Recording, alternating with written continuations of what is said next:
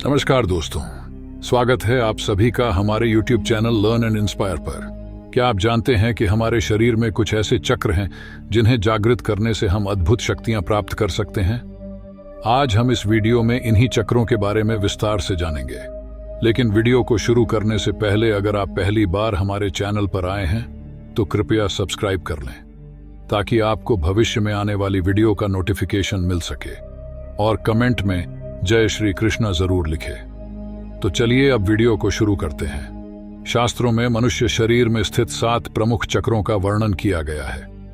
ये चक्र हमारी ऊर्जा के मुख्य केंद्र हैं। जब हम इन चक्रों को जागृत करते हैं तो हमारे अंदर अनेक शक्तियां और गुण विकसित होते हैं। पहला चक्र है मूलाधार चक्र। यह नाभि के नीचे स्थित होता है और इसे आधार चक्र भी कहा जाता है। मूलाधार चक्र को जागृत करने से हम भोजन और यौन संबंधित वासनाओं से मुक्त हो सकते हैं। साथ ही साहस और वीरता भी आती है।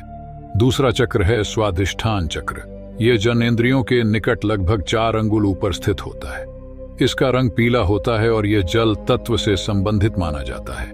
अगर आपका यह चक्र जागृत हो तो आप जीवन में मौज मस्ती और मनोरंजन का भरपूर आनंद ले सकते हैं, लेकिन इसकी अधिकता से भोगवाद की ओर भी झुकाव हो सकता है।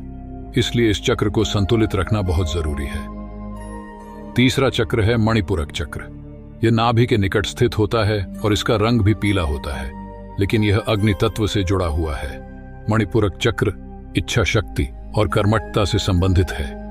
जिन लोगों का यह चक्र जागृत होता है वे कर्म योगी बन जाते हैं। उनमें अदम्य इच्छा शक्ति और कार्यों को पूरी लगन से करने की प्रवृत्ति आती है। ऐसे लोग हर कार्य को एक अजीब लय में करते हैं। चौथा चक्र है अनाहत चक्र।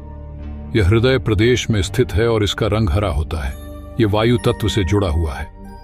अनाहत चक्र का जागरण व्यक्ति में रचनात्मक गुण विकसित करता है। इसके जागरण से व्यक्ति कवि, लेखक या कलाकार बन सकता है। इसके अलावा अनाहत चक्र को जागृत करने वाले बहुत से योगी सूक्ष्म ध्वनियों को भी सुन सकते हैं। ऐसे योगियों को दुर्लभ देखने को मिलता है। पांचवां चक्र है विशुद्धा चक्र। यह हमारे गले के कंठ प्रदेश में स्थित होता है और इसका रंग नीला होता है। विशुद्धा चक्र आकाश तत्व से जुड़ा हुआ है। यह मां सरस्वती का स्थान माना जाता है। इस चक्र के जागरण से व्यक्ति बहुत सी सिद्धियां और अलौकिक शक्तियां प्राप्त कर लेता है। साथ ही उसे भूख और प्यास पर भी पूर्ण नियंत्रण हासिल हो जाता है। छठा चक्र है आज्ञा चक्र। यह भ्रू मध्य में स्थित होता है और इसका रंग इंद्रनील होता है।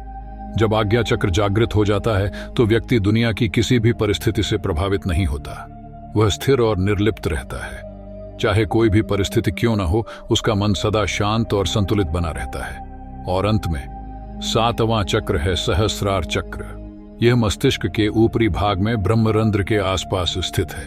इसका रंग बैंगनी होता है। सहस्रार चक्र को जागृत करना सबसे कठिन माना जाता है, लेकिन जो भी व्यक्ति इस चक्र को जागृत कर लेता है वह सर्वज्ञानी बन जाता है और उसे सभी शक्तियां प्राप्त हो जाती हैं।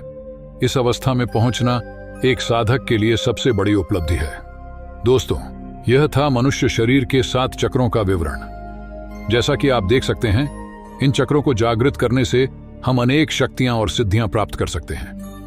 हम न केवल शारीरिक रूप से स्वस्थ रहते हैं, बल्कि मानसिक और आध्यात्मिक स्तर पर भी बहुत ऊंचाइयों को छू लेते हैं। इन चक्रों के जागरण से हमारे जीवन में एक नया उत्साह और ऊर्जा का संचार होता है। भोजन और यौन जैसी वासनाओं पर नियंत्रण मिलने से हमारा मन शांत और स्थिर रहता है। साहस और वीरता से हम चुनौतियों का डटकर सामना करते हैं। मनोरंजन और कर्मठता से जीवन में संतुलन बना रहता है। रचनात्मकता और कला के प्रति रुझान से हम खुद को व्यक्त करना सीखते हैं। सिद्धियां और अलौकिक शक्तियां प्राप्त होने से हमारी और दूसरों की भलाई हो सकती है। स्थिरता और निर्लिप्तता से हम दुनिया की उथल पुथल से अछूते रहते हैं, और जब हम सर्वज्ञता की सर्वोच्च सिद्धि प्राप्त कर लेते हैं तो पूरा ब्रह्मांड हमारे सामने खुल जाता है। लेकिन मित्रों, यह सब आसान नहीं है। इन चक्रों को जागृत करने के लिए दृढ़ संकल्प और लगातार साधना की आवश्यकता होती है। हमें नियमित योगाभ्यास, ध्यान और सकारात्मक सोच का अभ्यास करना पड़ता है। कई बार तो इतनी मेहनत करने के बावजूद भी हमें पूर्ण सफलता नहीं मिलती, लेकिन निराश नहीं होना चाहिए। चक्रों के उतने ही जागरण से भी हमें कई लाभ मिल जाते हैं। तो दोस्तों, अपने भीतर छिपी इन अद्भुत शक्तियों को जागृत करने का प्रयास जारी रखें। शरीर और मन को स्वस्थ रखते हुए धीरे धीरे आगे बढ़े। मैं आशा करता हूं कि आज का यह वीडियो आपको चक्रों और उनकी शक्तियों के बारे में अच्छी जानकारी देने में सफल रहा होगा। अगर आपको यह जानकारी अच्छी लगी हो तो इस वीडियो को जरूर शेयर करें और हमारे चैनल को सब्सक्राइब भी करें। और आपको वीडियो कैसी लगी मुझे कमेंट करके जरूर बताइए। धन्यवाद।